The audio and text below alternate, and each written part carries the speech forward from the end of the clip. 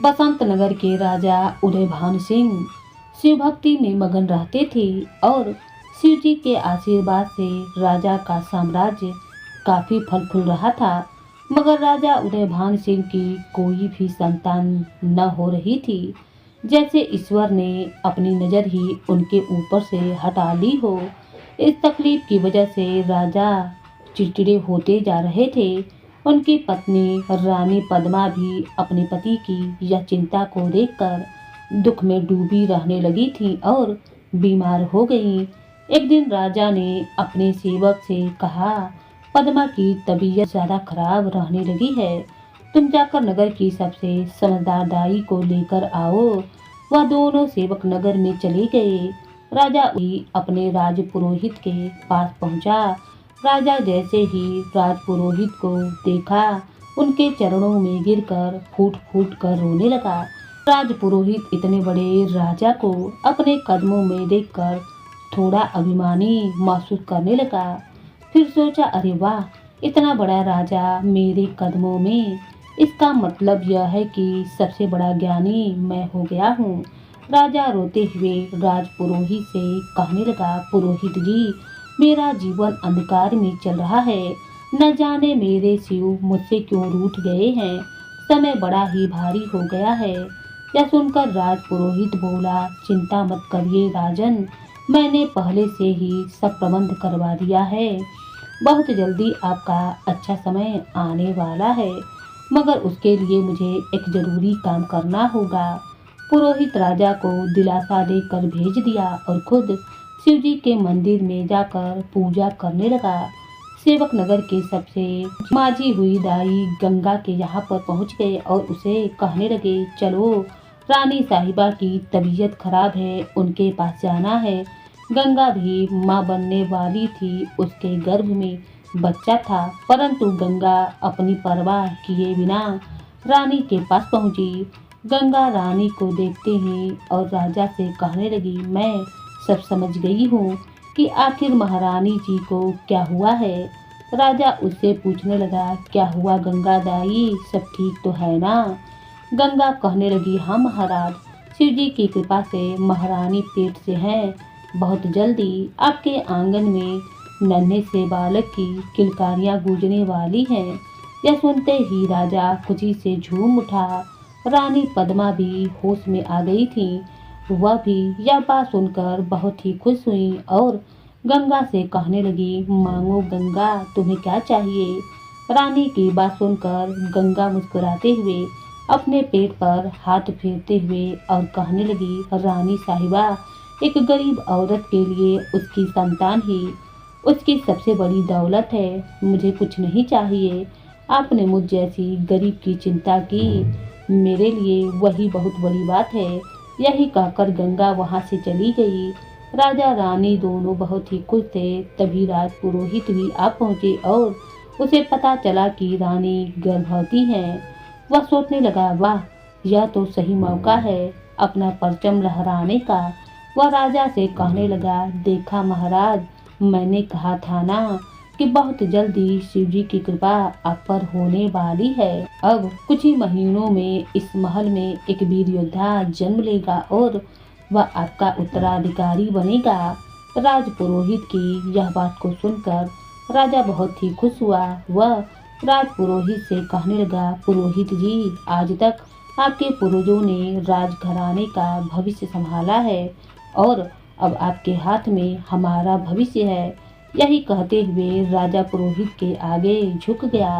पुरोहित इस वजह से पहले से अधिक घमंड महसूस करने लगा। वह कहने लगा, महाराज, अब मुझे महापूजा करने बड़े मंदिर जाना होगा। आप नगर में घोषणा करवा दीजिए कि जब तक मेरी पूजा चलेगी कोई भी उस बड़े मंदिर में न आए। राजा पुरोहित की बात मान लिया और पुरोहित शिवजी के बड़े मंदिर में पूजा करने चला गया। दिन बीत गए, महीने बीत गए और राजपुरोहित भगवान की शिव आराधना करने में लगा रहा। राजा अपने पुत्र के पैदा होने की आस में दिन रात रानी का ध्यान रखने लगा। एक दिन रानी पद्मा राजा से कहने लगी, महाराज, आप सिर्फ अपने बेटे के ख्यालों में खोए रहते हैं। मगर यदि बेटा नहीं बेटी हुई तो? यह सुनकर राजा क्रोध में आ गया और बोला, नहीं, ऐसा नहीं हो सकता। एक लड़की हमारे वंश के लिए किसी काम की नहीं। तुम्हें मुझे बेटा ही देना होगा, वरना मैं तुम्हें माफ नहीं करूँगा। पद्मा यह सुनकर सहम गई। उधर गंगा को भी बच्चा होने वाला था और वह दिन भी आया जब अचानक गंगा के पेट में दर्द शुरू हो गया। वह घर में एकदम अकेली थी। कुछ ही महीनों पहले उसके पति का देहांत हो गया था। वह हाथ जोड़कर भगवान से प्रार्थना करने लगी, हे शिव, हे महाराज, हे महाराज, हे शिव शंभु, मुझे शक्ति देना। अपने बच्चे के जन्म से पहले मैं एक बार आपकी पूजा करना चाहती हूँ। मगर गंगा के पास कोई मंदिर न था सिवाय उस बड़े शिव मंदिर के जिस पर उस राज पुरोहित ने कब्जा किया हुआ था। गंगा दर्द में तड़पती मंदिर तक पहुंची और पुरोहित से पूजा करने की भीख मांगने लगी। परंतु पुरोहित गंगा से चिल्लाकर कहने लगा, चली जा गंगा, तू जैसी औरत की मैं इस महापूजा पर छाया भी नहीं पड़ने दूंगा। चली जा यहाँ से। और पुरोहित गंगा को ढकेल दिया जिससे वह जमीन पर जा गिरी। वह रोते हुए कहने लगी, हे शिव शंभु, साथ देना। फिर वह अपने घर वापस लौट आई। घर पहुंचकर गंगा अपने दोनों हाथ जोड़कर बैठ गई और भगवान शिव की आराधना करने लगी। फिर उसके पेट में दर्द हुआ और वह एक सुंदर से बालक को जन्म दी। बच्चे को जन्म देने के पश्चात गंगा बेहोश हो गई। बालक उसके बाजू में पड़ा हुआ रोने लगा। उसी समय कुछ सन्यासियों की टोली गंगा के घर के सामने से गुजर रही थी।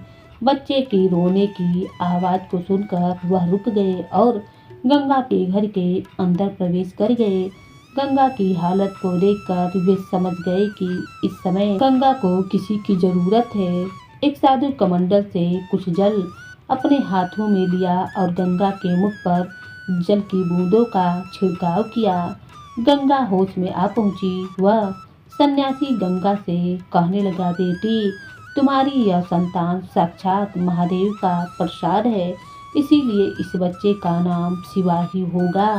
गंगा सभी सन्यासियों को प्रणाम करने लगी और सन्यासी उसे आशीर्वाद देकर वहां से चले गए। उधर रानी पद्मावती के पेट में भी अचानक दर्द शुरू होने लगा। मगर नगर की बड़ी बड़ी दासियां और हकीम रानी की मदद नहीं कर पा रहे थे। एक दासी ने आकर राजा को बताया, महाराज, अगर जल्दी ही रानी का बच्चा बाहर नहीं आया तो गर्भ में जहर फैलने का डर है। इससे बच्चे और माँ दोनों को खतरा है, दोनों मर सकते हैं। रानी की हालत की बात पूरे नगर में फैल गई और यह बात गंगा के कानों तक भी जा पहुंची।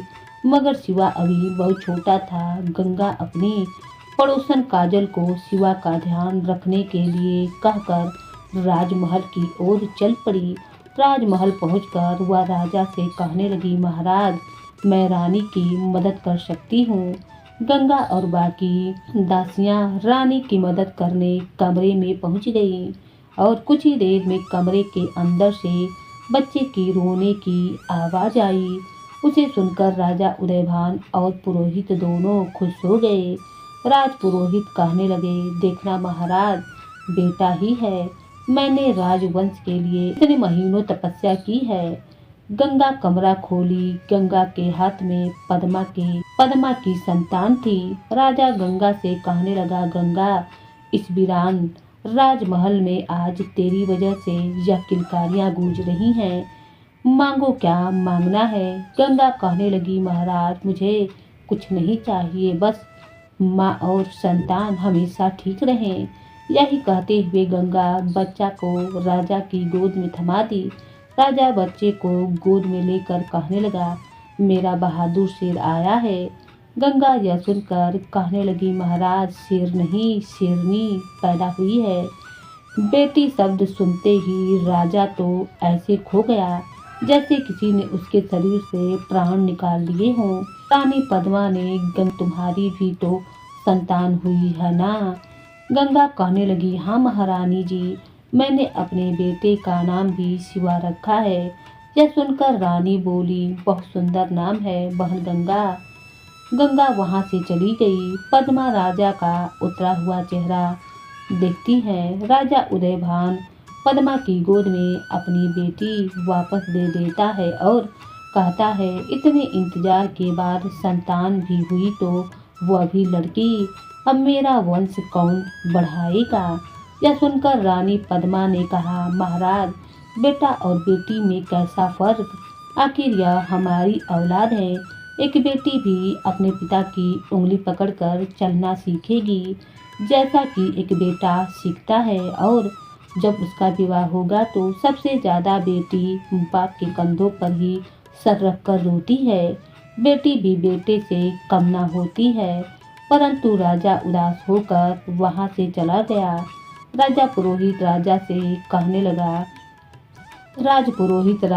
कहने लगा, महाराज, न जाने यह अनर्थ कैसे हुआ, मेरी महापूजा कैसे विफल हो गई, मगर आप जरा दिमाग लगाइए, बेटी भी आपका शौर्य बढ़ाएगी, फायदा तो इसमें भी है।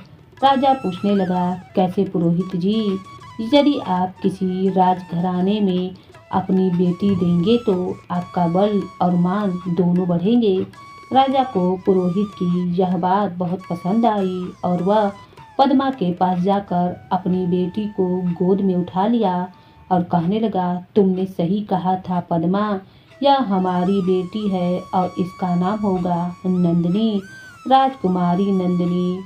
पद्मा यह देखकर खुश हो गई, मगर बेटी होने की वजह से पुरोहित के घमंड को ठेस पहुंची थी, इसीलिए वे वहां से गुस्से में तमतमाता हुआ आया। वह सोचने लगा, आखिर मेरी पूजा अधूरी कैसे हो गई, जो रानी के बेटा न बेटी हुई। हाँ, अब समझ में आया, उस दिन वह तुच्छ सी दाई गंगा आई थी, उसी ने मेरी पूजा को अशुद्ध कर दिया। गंगा, मैं तुझे छोड़ूंगा नहीं। ऐसे ही समय बीतता गया। उधर राजकुमारी नंदिनी की परवरिश में राजा ने कोई भी कमी ना रखी। उन्होंने बड़े ही शाही अंदाज में अपनी बेटी को बड़ा किया, मगर दूसरी ओर गंगा का बेटा शिवा तो बस अपने घर में दिन रात शिवजी की पूजा में ही मगन रहता था। लोग शिवा का बहुत ही सम्मान करने लगे थे। शिवा बिना शिवजी को भोग लगाए नहीं भोजन करता था। एक दिन शिवा को शिवजी के बड़े मंदिर के पास से लोगों के चिल्लाने की आवाज आई। गंगा और शिवा भी वहां पर पहुंचे। वह देखते हैं कि मंदिर के पास राजमहल का रथ खड़ा है और मंदिर के फर्श पर राजकुमारी नंदिनी बेहोश पड़ी है। आसपास राजकुमारी की सखियां भी खड़ी थीं। शिवा ने पूछा, क्या हो रहा है भाई? यहाँ भीड़ में खड़े एक व्यक्ति ने बताया, भाई, राजकुमारी को एक जहरीले सांप ने काट लिया है। अब तो इनका बचना नामुमकिन लग रहा है। और कुछ देर में राजपुरोहित वैद्य को लेकर वहां आ पहुंचे। नंदिनी का पूरा शरीर जहर फैलने की वजह से नीला पड़ चुका था। वैद्य राजकुमारी के नब्ज को देखकर कहने लगा, इनका बचना नामुमकिन है। अब तो शिव शंभू ही कोई चमत्कार कर सकते हैं। तभी शिवा बोला, क्या मैं एक बार राजकुमारी को देख सकता हूँ? गंगा को वहां खड़ा देखकर राजपुरोहित कहने लगा, ओ तो यह तेरा बेटा है। नहीं, एक दाई का बेटा राजकुमारी को कभी हाथ नहीं लगा सकता। गंगा का अपमान देखकर शिवा अपनी माँ को लेकर वहां से चला गया। कुछ ही देर के बाद राजा और रानी भी वहां पर आए और नंदिनी की ऐसी हालत देखकर घबरा गए। पद्मा अपनी बेटी को मरता देख विलाप करने लगी। तभी पास खड़े लोगों की भीड़ में से आवाज आई, अरे, इसे तो केवल अपना शिवा ही ठीक कर सकता है। रानी पूछने लगी, शिवा कौन? शिवा को बुलाइए, नंदिनी की हालत बहुत गंभीर है। वहां खड़ी एक महिला कहने लगी, यहाँ नहीं आएगा, मदद करने के लिए कहा था। राजपुरोहित जी ने उसे कहकर उस राजा राजपुरोहित को घूर कर देखने लगा और सैनिकों से कहने लगा, राजकुमारी को उठाकर रथ में रखो, हम खुद शिवा के घर जाएंगे। राजपुरोहित कहने लगा, परंतु महाराज वह तो दाई का बेटा है। तभी रानी कहने लगी, पुरोहित जी बस अब आप चुप हो जाइए। पुरोहित अपना अपमान कराकर एक तरफ हो गया। पद्मा और राजा उदयभान शिवा के घर पहुँचे। गंगा उन दोनों को अपने गरीब खाने में देखकर चौंक गई। रानी पद्मा गंगा के सामने रोते हुए हाथ जोड़कर कहने लगी, बहन गंगा, मेरी बेटी को बचा लो, उसने तुम्हारे ही हाथों से जन्म लिया था। गंगा राजकुमारी को बिस्तर पर लिटा दी और शिवा उसके बगल में बैठकर मंत्र जाप करने लगा। पुरोहित और बाकी लोग भी यह सब देख रहे थे। गंगा कहने लगी, महारानी जी, मेरे बेटे पर शिव जी की असीम कृपा है, आप चिंता न करें, राजकुमारी जरूर ठीक हो जाएंगी। और जैसा शिवा मंत्र जाप करता है वैसे ही विषैला नाग आता है जिसने नंदिनी को मंदिर में काटा था। शिवा दोनों हाथ जोड़कर उसे प्रणाम किया और वह सांप नंदिनी के शरीर से सारा जहर चूस लिया। फिर वह सांप वापस लौट गया। राजकुमारी नंदिनी आंखें खोलकर उठ बैठी। यह देखकर सब लोग खुश हो गए। पद्मा गंगा के सामने हाथ जोड़ते हुए कहने लगी, मांगो बहन जी, जो मांगना चाहती हो मांग लो। एक बार तुमने नंदिनी को जन्म दिया था और आज तुम्हारे बेटे ने उसे दोबारा जन्म दिया है। गंगा कहने लगी, नहीं महारानी जी, शिवा शिव जी का भक्त है और शिव भक्त किसी पर कोई एहसान नहीं करता। अब राजकुमारी का ध्यान रखना। पुरोहित खड़ा खड़ा गंगा और शिवा को घूर रहा था। राजा और रानी पद्मा नंदिनी को लेकर जाने लगे। तभी नंदिनी धुंधली आंखों से शिवा का चेहरा देखी और धीमी आवाज में कहने लगी, शिवा अब दिन बीतने लगे थे। मगर गंगा के मन में दबी एक चिंता उसे सताने लगी।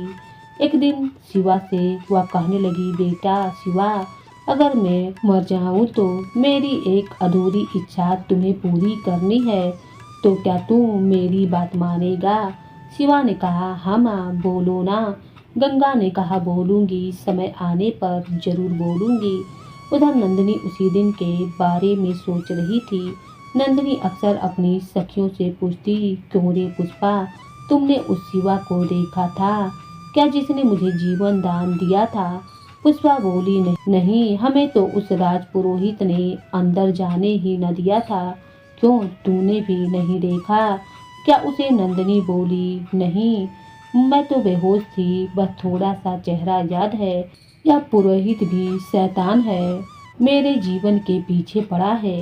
राजपुरोहित राजा उदयभान के पास पहुंचा और कहने लगा, महाराज, राजकुमारी 21 वर्ष की होने को है और उनकी कुंडली के दोष के अनुसार अगर उनकी शादी कुछ ही दिनों में ना की गई तो उनके संपूर्ण जीवन में फिर उनकी शादी का योग बिल्कुल भी नहीं है।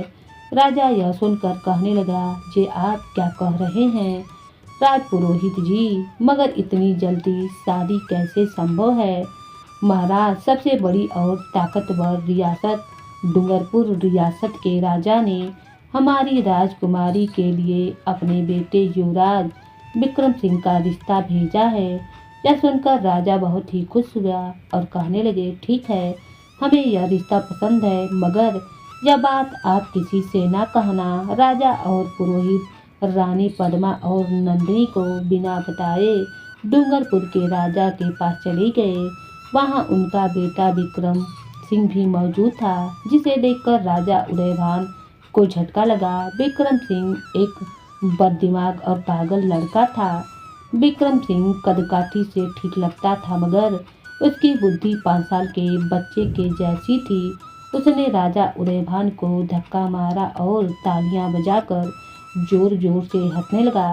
तभी राजा राजपुरोहित को बगल में ले गया और कहने लगा, पुरोहित जी, यह तो एक पागल लड़का है, इसके साथ मेरी बेटी का विवाह कैसे संभव है? पुरोहित ने कहा, महाराज, पागल नहीं है, थोड़ा सा नासमझ है, समय के साथ इसमें बुद्धि आ जाएगी। मैं इसके लिए आज ही से यज्ञ करूँगा और फिर आप यह देखिएगा कि इसके साथ रिश्ता जोड़ने से आपके पास कितनी ताकत आ जाएगी और राजकुमारी को तो बस महारानी की तरह राज करना है। लड़के से क्या मतलब? महाराज आप अपना बल और शौर्य देखिए और बेटी तो वैसे भी पराया धन होती है, मगर आपकी बेटी तो पराया होकर भी आपको कितना धन और ताकत देगी। राजपुरोहित की बातों में आकर राजा लालच में पड़ गया। अपनी बेटी नंदिनी और पागल विक्रम सिंह का रिश्ता तय कर दिया और वापस अपने महल में लौट आया। रानी पद्मा को पूरी बात बताते हुए कहने लगा, रानी पद्मा, कल नंदिनी की शादी है और शादी यहाँ नहीं बल्कि नगर के बाहर वाले मंदिर। रानी पद्मा यह सुनकर कहने लगी, क्या एक पागल के साथ मेरी बेटी की शादी? और महाराज आपको क्या लगता है नंदिनी इसके लिए हाँ कर देगी? नहीं स्वामी, वह आपका ही खून है, एकदम जिद्दी है। नंदिनी इसके लिए कभी भी नहीं मानेगी। राजा कहने लगा, पद्मा उसे भी बताने की जरूरत नहीं है, तुम उसे तैयार करके ले आना। आज मैं आपकी बात कभी नहीं टालूंगी, परंतु इतना जरूर कहूंगी कि आप अपनी बेटी को अंधे कुएं में ढकेल रहे हैं। उधर नंदिनी इस बात से बेखबर शिवा के धुंधले ख्यालों में खोई हुई थी। अगले दिन बहाने से पद्मा अपनी बेटी को दुल्हन की तरह तैयार करने लगी। नंदिनी पद्मा से पूछी, माँ आप मुझे इस तरह से तैयार क्यों कर रही हैं? बेटी तेरी कुंडली में दोष है, इसीलिए आज हम बड़े मंदिर में पूजा करने के लिए जा रहे हैं।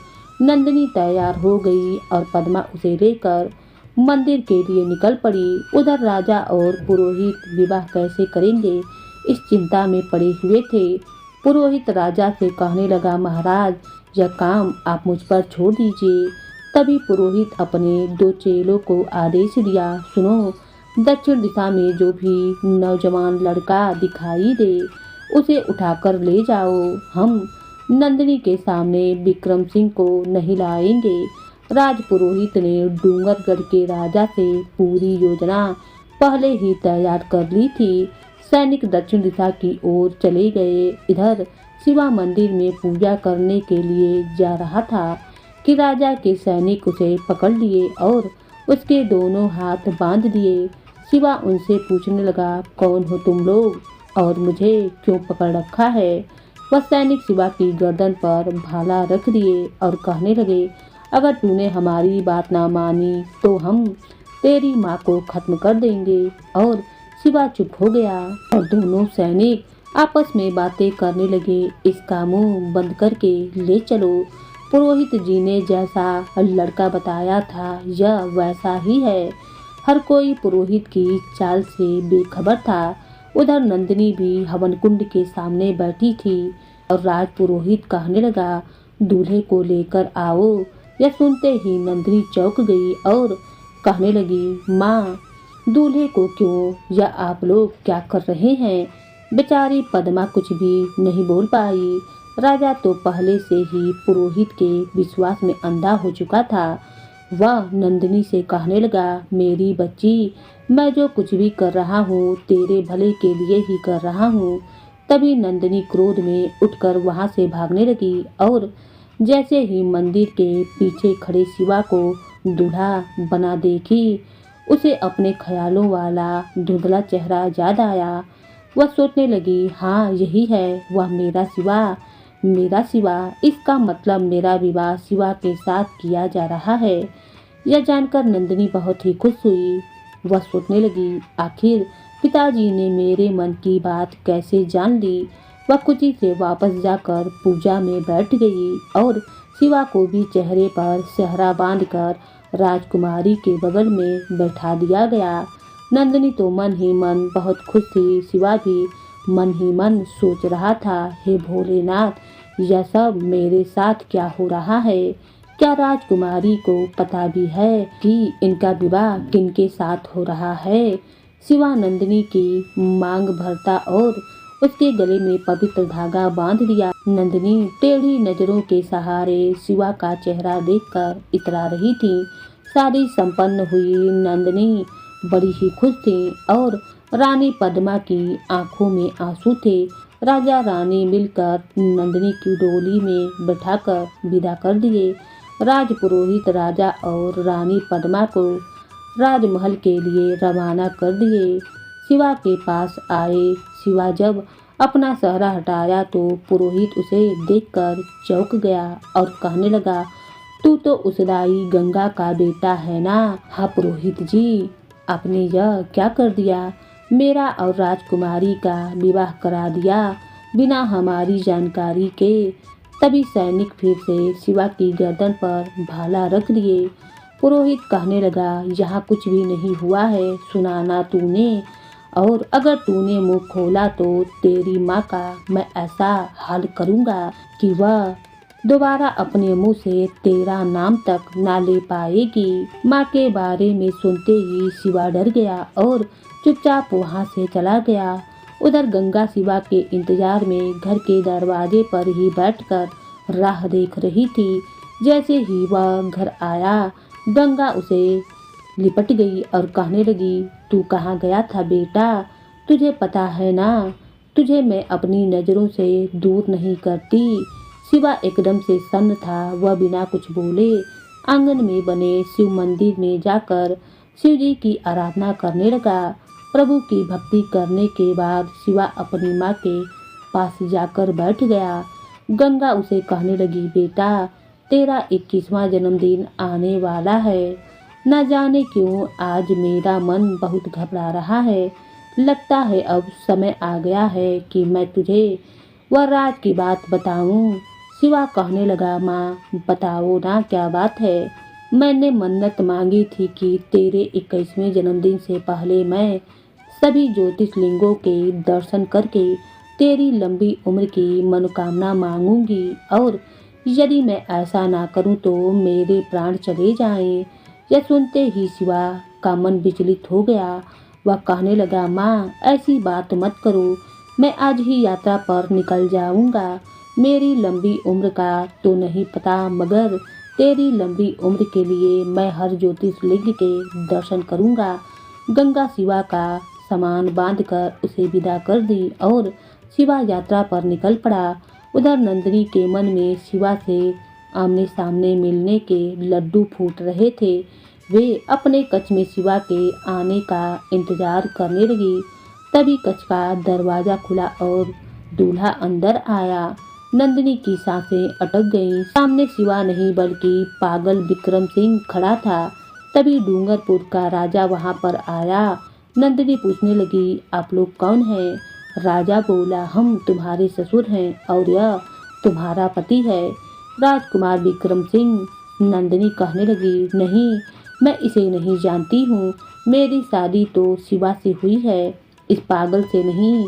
यह सुनते ही धूर्त राजा ने नंदिनी को एक जोरदार चांटा मार दिया और नंदिनी और विक्रम सिंह को कमरे में बंद करके वहां से चला गया। विक्रम सिंह नंदिनी को देखकर पागलों की तरह हंसने लगा। जैसे ही वह नंदिनी की ओर बढ़ा, नंदिनी ने उसे धक्का दिया। उसका सर दीवार पर जा लगा और बेहोश होकर वह एक तरफ गिर गया। नंदिनी सोचने लगी, हे प्रभु, यह कैसी लीला है। विवाह किसी के साथ हुआ और यह कौन पागल मेरे गले पड़ गया है। मुझे इन सवालों के जवाब ढूंढने ही होंगे। उस कमरे में बंद नंदिनी सोच रही थी, मुझे जल्दी से जल्दी अपने महल जाकर माँ पिताजी को सच बताना होगा कि उस पुरोहित ने यह सब चाल चली है। तब उसने विक्रम सिंह के पिता और सेनापति की बातें सुन ली थी। उस समय राजा सेनापति से पूछ रहा था, सेनापति, विवाह में जो पुरोहित ने चाल चली थी, क्या उसके बारे में किसी और को भी पता है? सेनापति ने कहा, नहीं महाराज, यह बात तो केवल उन सिपाहियों और पुरोहित के अलावा बस आप और मैं ही जानते हैं। असल में हमने इतनी सफाई से उस लड़के को हमारे राजकुमार की जगह बैठाया था कि एक बार तो उसे भी नहीं समझ में आया कि यह क्या हो रहा है। राजा कहने लगा, शाबाश सेनापति, हमारे कमजोर बेटे के लिए हमें ऐसी सुंदर बहू की तलाश थी। इस कन्या के बदले में तो ऐसी कई रियासतें हम राज उदयभान के मुंह पर मार सकते हैं। नंदिनी अपने पिता के बारे में ऐसा सुनकर हैरान थी। वह सोच रही थी, इसका मतलब है पिताजी इसके बारे में सब जानते थे और अपने स्वार्थ के लिए उन्होंने मेरे रिश्ते का सौदा किया है। तभी नंदिनी उन दोनों के आगे की बात सुनने लगी। सेनापति राजा से कहने लगा, महाराज, उस लड़के का क्या जिसने असल में राजकुमारी से विवाह किया था? अगर उसने किसी से कह दिया तो? राजा ने कहा, एकदम सही कह रहे हो, हमें उस लड़के से खतरा है। एक काम करो, उसके घर जाकर आग लगवा दो और ध्यान रखना किसी को पता भी न चले। नंदिनी यह सब सुन रही थी। वह सोचने लगी, मुझे मेरे शिवा को बचाना होगा, और फिर नंदिनी वहां से भाग गई। अगली सुबह राजा नंदिनी और राजकुमार को बुलाने के लिए एक सैनिक को उनके कक्ष में भेजा। सेवक जब कक्ष में पहुंचा तो राजकुमार विक्रम सिंह को बेहोश देखकर चौंक पड़ा। फिर वापस आकर राजा बताने लगा, महाराज, अनर्थ हो गया, बड़े हैं और बहुरानी कक्ष में नहीं है। राजा गुस्से में कहने लगा, नहीं नहीं, यह नहीं हो सकता। इतनी कोशिशों के बाद मैं अपने लड़के का विवाह इतनी सुंदर सी लड़की से करा पाया था। नंदिनी यहाँ वापस नहीं आई तो उस राजपुरोहित को नहीं छोड़ूंगा। उधर शिवा के भी ज्योतिर्लिंगों की यात्रा शुरू हो गई थी। शिवा पूरी रात पैदल चलने के बाद पहले शिव ज्योतिर्लिंग के दर्शन करने पहुंच गया। वह प्रार्थना करते हुए कहने लगा, मेरे शिव जी, आप मेरी माँ की रक्षा करना। मैं आपके हर शिवलिंग के आगे नतमस्तक हो जाऊंगा।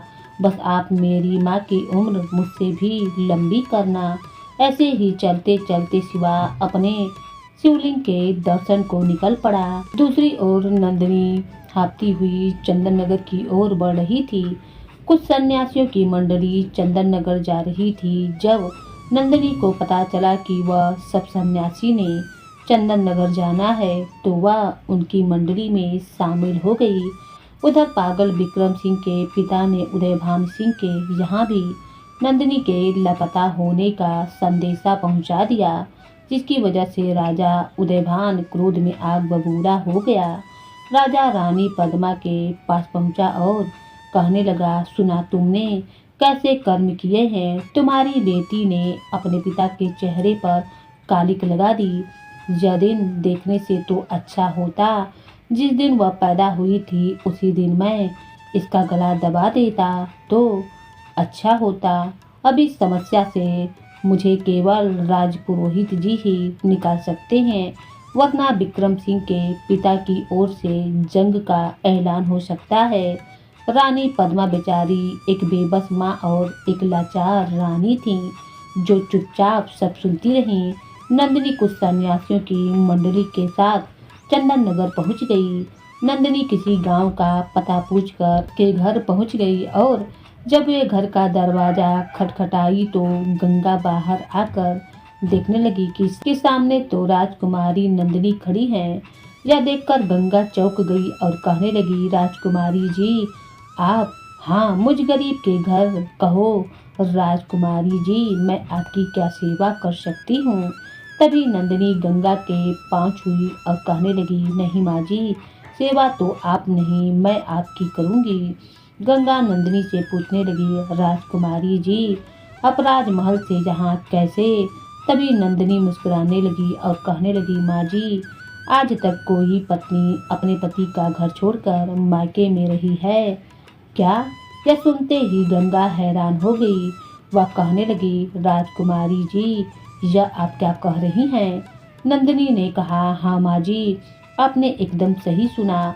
शिव जी के आशीर्वाद से कल आपके बेटे शिवा और मेरा विवाह हो चुका है। नंदिनी गंगा को सारी बात विस्तार पूर्वक बता दी और यह सुनकर गंगा रोने लगी। वह कहने लगी, जो नहीं होना था वही हो गया। नंदिनी कहने लगी, क्या हुआ माँ जी, आपके मन में कौन सी बात का दुख है? गंगा ने कहा, बेटी आज तक यह राज मैंने शिवा से छुपाया हुआ था, जिस दिन उसका जन्म हुआ था उस दिन एक बहुत ही सिद्ध महात्मा की मंडली मेरे घर के सामने से गुजर रही थी। उसमें से एक बड़े सन्यासी ने मेरे शिवा के बारे में बताया था कि गंगा तुम्हारा बच्चा अपनी भक्ति के लिए जाना जाएगा, मगर इसकी आयु बहुत कम है। इसके 21वें जन्मदिन से पहले यह किसी के साथ पावन बंधन में बंधेगा और जैसे ही ऐसा होगा इसका मृत्यु काल निकट आ जाएगा। यह सुनकर मैंने कहा, तुम्हें मेरे सिवा की कभी भी शादी नहीं करूंगी। सन्यासी हंसते हुए कहने लगे, नियति को आखिर कौन टाल पाया है। मैंने उनसे पूछा, इसका कोई तो उपाय होगा बाबा।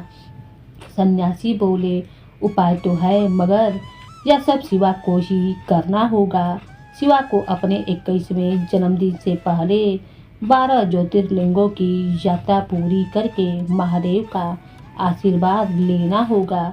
यदि वह इस होने से पहले ही यही कर लेता है तो इसके जीवन के सारे दोष मिट जाएंगे और वह लंबी आयु को प्राप्त होगा। गंगा रोते हुए नंदिनी से कहने लगी, देखो ना, उसके जन्मदिन से पहले यह घटना हो गई। नंदिनी पूछने लगी, माँ जी शिवा कहाँ है। गंगा बताई, बेटी शिवा कल ही ज्योतिर्लिंगों के दर्शन के लिए निकल गया है। नंदिनी बोली, माँ जी शिवा जरूर सफल हो जाएंगे, मैं उनके लिए खुद ही शिव जी की पूजा करूंगी। गंगा नंदिनी को आशीर्वाद देने लगी। उधर डूंगरपुर के राजा और घमंडी पुरोहित अपनी अगली चाल चलने वाले थे।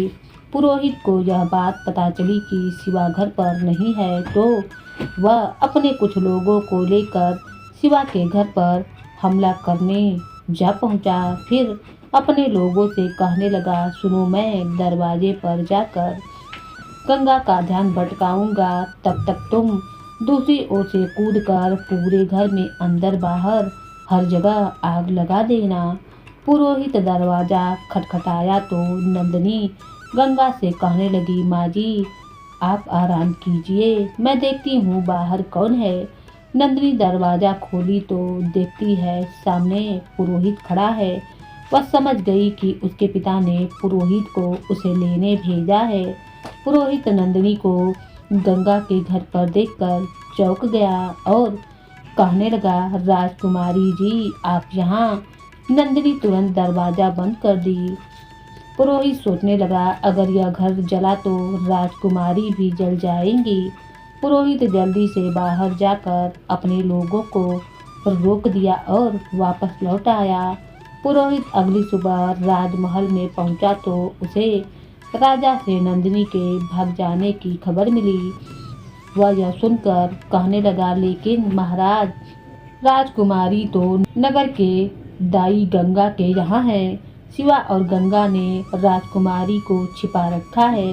राजा यह सुनकर क्रोध में वहाँ से निकल पड़ा। उधर शिवा पथरीले रास्ते से होकर अपनी मंजिल की तरफ बढ़ता जा रहा था और ज्योतिर्लिंगों के दर्शन करता जा रहा था। उधर गंगा के घर के दरवाजे पर खटखट हुई और नंदिनी जैसे ही दरवाजा खोली सामने उसके पिता खड़े थे। वह नंदिनी को देखते ही उसके बालों से पकड़कर खींचते हुए वहां से उसे ले जाने लगे। गंगा नंदिनी को जाते देखकर काफी परेशान हो गई। राजमहल ले जाकर राजा नंदिनी को उसके कक्ष में कैद कर दिया और पुरोहित से कहने लगा, पुरोहित जी डूंगरपुर के राजा को संदेशा भिजवा दीजिए कि उनकी बहू नंदिनी को विदा करके ले जाए। जैसे आपकी आज्ञा महाराज। और पुरोहित संदेशा भिजवा दिया। डूंगरपुर के राजा को राजा उदयभान का संदेशा मिलते ही, जिसमें लिखा था कि आपके पुत्र वधू चंदन नगर में सकुशल हैं, आप यहां आइए और अपने पुत्र वधू को लेकर जाइए। उधर पद्मा नंदिनी के कक्ष में पहुंची और उससे कहने लगी, बेटी तैयार हो जा, तेरे पिताजी ने तेरे ससुर और दामाद जी को तुझे लेने के लिए बुलाया है। यह सुनकर नंदिनी में जो साहस मर चुका था वह फिर से जाग गया। वह गुस्से में कहने लगी, वह मुझे लेने आ रहे हैं या खरीदने आ रहे हैं। माँ नंदिनी अपनी बेटी का हाथ पकड़कर अपने पिता के पास ले गई और कहने लगी, पिताजी, एक पागल से मेरा विवाह कर आपने सोचा कि आप सर्वशक्तिमान बन जाएंगे, परंतु इसके लिए मैं आपको कभी भी माफ ना करूंगी। तभी राजपुरोहित वहां पर आ पहुंचा। नंदिनी कहने लगी, पिताजी, विवाह के समय जो लड़का मेरे साथ था वह पागल विक्रम सिंह नहीं बल्कि कोई और था। पुरोहित जी ने धोखे से मुझसे दूसरा दूल्हा दिखाकर शादी उसके साथ करवा दी और फिर उस पागल के साथ विदा करा दिया। राजा इस बात से अनजान था कि पुरोहित ने इतनी घिनौनी चाल चली थी। रानी पद्मा भी यह सुनकर कहने लगी, अरे कैसे पिता हैं आप, आपकी बेटी का ऐसा सौदा मैं ठोकर बाती हूँ। ऐसी रियासतों को महाराज राजा भी यह सुनकर सहम गया और उनके कदम लड़खड़ा गए। वह कहने लगा, यह तुम क्या कह रही हो बेटी? नंदिनी पद्मा से कहने लगी, माँ, मंडप में भी इन्होंने जो चाल चली वह कामयाब तो हो गई, मगर मेरा विवाह मेरे ही पसंद के लड़के से हुआ है जिससे मैं मन ही मन प्रेम करती थी। पद्मा ने पूछा, कौन था वह? बेटी, नंदिनी ने बताया, माँ, गंगा काकी का बेटा शिवा, जिसने मुझे नया जीवन दिया है। यह सुनकर वह तो बहुत ही खुश हुई। राजपुरोहित से पूछने लगे, पुरोहित जी, नंदिनी यह क्या बोल रही है? क्या आपने दूल्हे को शिवा से बदला था? पुरोहित कांपते हुए आवाज में बोला, हाँ। राजा यह सुनकर क्रोध में उससे कहने लगा, ऐसा दुस्साहस आप जानते हैं कि इसकी सजा क्या हो सकती है? या कोई खेल नहीं कि राजकुमार की जगह आपने एक मामूली लड़के को बिठा दिया। राजा बेटी से कहने लगा, शौर्य के लोभ ने मुझे अंधा कर दिया था बेटी, मगर अब एक बाप अपनी बेटी की खुशियों की हत्या किसी को भी नहीं करने देगा। तभी राजपुरोहित बोला, महाराज, अगर डूंगरपुर के राजा को नंदिनी ना मिली तो युद्ध भी हो सकता है। राजा उदयभान ने कहा, युद्ध होता है तो होने दो पुरोहित जी, मुझे कुछ फर्क नहीं पड़ता। नंदिनी पर ऐसे सैकड़ों महल न्यौछावर हैं, हमें अब कोई भी परवाह नहीं है। और नंदिनी वहां से चली गई। राजा कहने लगा, पुरोहित जी, आपसे तो हम इन सब के बाद में निपटेंगे। उधर शिवा चलते चलते कई ज्योतिर्लिंगों के दर्शन कर चुका था। बहुत ज़्यादा थकान होने की वजह से वह बेहोश होकर जमीन पर गिर पड़ा। तभी वहां से वह सन्यासियों की मंडली गुजर रही थी जिन्होंने बचपन में शिवा का नाम रखा था। वह उसे उठाते हैं और उसके साथ ले जाते हैं। शिवा को जब होश आया तो संत शिवा से पूछा, तुम्हारा नाम क्या है और तुम कहाँ के रहने वाले हो? शिवा बताने लगा, मेरा नाम शिवा है और मैं बसंत नगर से आया हूँ। संत यह सुनकर समझ गया कि शिवा वही बच्चा है जिसे उन्होंने नाम दिया था। वे पूछने लगे, शिवा, क्या तुम गंगा के बेटे हो और तुम शिव ज्योतिर्लिंगों की यात्रा पर निकले हो? शिवा ने कहा, हाँ बाबा, मगर अब लगता है कि मुझे लौट जाना चाहिए। माँ को देखे इतने दिन बीत चुके हैं। संत उससे कहने लगा, शिवा, शायद गंगा ने तुम्हें पूरा सच नहीं बतलाया था। सच यह है कि अपने 21वें जन्मदिन से पहले तुमने यदि 12 ज्योतिर्लिंगों के दर्शन नहीं किए तो तुम प्राण त्याग दोगे और गंगा का इस दुनिया में तुम्हारे सिवा कौन है? नहीं बाबा, नहीं, मुझे कैसे भी 12 ज्योतिर्लिंगों के दर्शन करने होंगे। अब माँ के अलावा मेरी पत्नी नंदिनी भी है जिसके लिए मुझे जीना ही है, मगर मेरे पास समय कम है। साधु कहने लगा, शिव शंकर सब संभाल लेंगे, चलो हमारे साथ। और शिवा मंडली के साथ बाकी शिवलिंगों के दर्शन करने के लिए निकल पड़ा।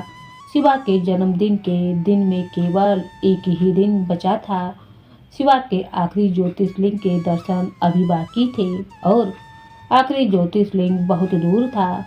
शिवा उदास होकर बैठ गया तो साधु उससे कहने लगा, बेटा, मन छोटा मत करो, उठो अभी तो बहुत चलना है। हमारे भोले ने हमारे लिए जरूर कुछ अच्छा ही सोचा होगा।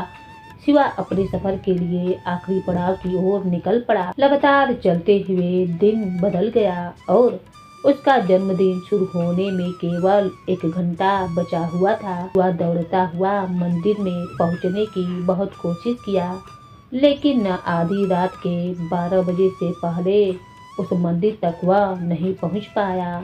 वह पूरे 1 घंटे देर से पहुंचा और मंदिर की सीढ़ी पर लेटकर फूट फूट कर रोने लगा। मैं समय पर शिव जी का दर्शन नहीं कर पाया।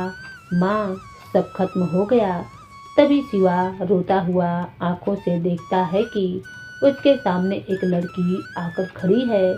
शिवा चौंक कर देखने लगा कि सामने नंदिनी खड़ी थी। शिवा उससे पूछने लगा, नंदिनी, तुम यहाँ पर? नंदिनी कहने लगी, हाँ, मैं यहाँ पर एक पत्नी होने का फर्ज पूरा करने आई थी। वह उसे बताने लगी कि मैं माँ गंगा के पास गई थी। उन्होंने मुझे बताया था कि तुम 12 ज्योतिर्लिंगों के दर्शन करने की यात्रा पर निकले हो और मुझे इस आखिरी ज्योतिर्लिंग पर मिल सकते हो। तो मैं इस ज्योतिर्लिंग का पता पूछकर यहाँ तक आ गई थी। आखिरी ज्योतिर्लिंग पर पहुंचकर मैंने देखा कि अभी तक तुम यहाँ नहीं पहुँचे हो। तो मैंने पंडित जी से पूछा, पंडित जी, मुझे अपने पति के नाम से पूजा करनी है, क्या मैं कर सकती हूँ? पंडित जी ने कहा, हाँ बेटी, बिल्कुल कर सकती हो। विवाह के बाद पत्नी पति के जीवन में बराबर हिस्सेदारी रखती है, उसके सुख में भी और उसके दुख में भी। और मैंने आपके बदले यह पूजा करना आरंभ कर दिया। स्वामी, इस आखिरी पूजा से आपकी यात्रा पूर्ण हुई। शिवा यह जानकर खुशी से रो पड़ा और नंदिनी को गले लगा लिया। शिवा मन ही मन महादेव जी को धन्यवाद करने लगा। उधर राजा उदयभान ने डूंगरगढ़ के राजा से मिलकर उसे समझाया, अपनी एक रियासत उनके नाम कर दी और उससे छुटकारा पा लिया। रानी पद्मा अपने पति का यह करुणामय रूप देखकर बड़ी ही खुश हुई। शिवा नंदिनी के साथ गंगा के पास आ पहुंचा और उसे सारी बात बताने लगा। तभी राजा के कुछ सिपाही आए और कहने लगे, आप सबको महाराज ने राजमहल में बुलाया है। सब सहमे से राजमहल में पहुंचे। राजा नंदिनी को गले से लगा लिया और शिवा को भी अपना दामाद बना लिया। राज दरबार लगा हुआ था और राजा राज पुरोहित से पूछने लगा, पुरोहित जी बताइए, आपकी गुस्ताखी के लिए आपको क्या दंड दिया जाए? पुरोहित सहम कर कहने लगा, महाराज, गुस्ताखी? कौन सी गुस्ताखी? मैंने जो भी किया है वह इस राजघराने की भलाई के लिए ही किया है। राजा बोला, भलाई कैसे? आज तक आप जो भी कहते आए हैं वह सिर्फ हमें भ्रमित करने के लिए कहते आए हैं। आपने जो भी कुछ किया उसके लिए हम आपको दोषी मानते हैं और आज से आपको अपना राजपुरोहित का पद त्यागना होगा। यह सुनकर राजपुरोहित गिड़गिड़ाया, परंतु महाराज ने उसकी एक ना सुनी और वह रोता हुआ दरबार से चला गया। राजा उदयभान ने शिवा को अपना राजपाट सौंप दिया और उसे बसंत नगर का नया राजा घोषित कर दिया। राजा बनने के बाद शिवा अपने राज्य को सुचारू ढंग से चलाने लगा और अपनी पत्नी माँ गंगा को भी राजमहल में ले आया। अब शिवा अपनी पत्नी नंदिनी के साथ सुखपूर्वक जीवन व्यतीत करने लगा। तो दोस्तों, ये कहानी आपको कैसी लगी? पसंद आई हो तो लाइक शेयर सब्सक्राइब जरूर करें। धन्यवाद।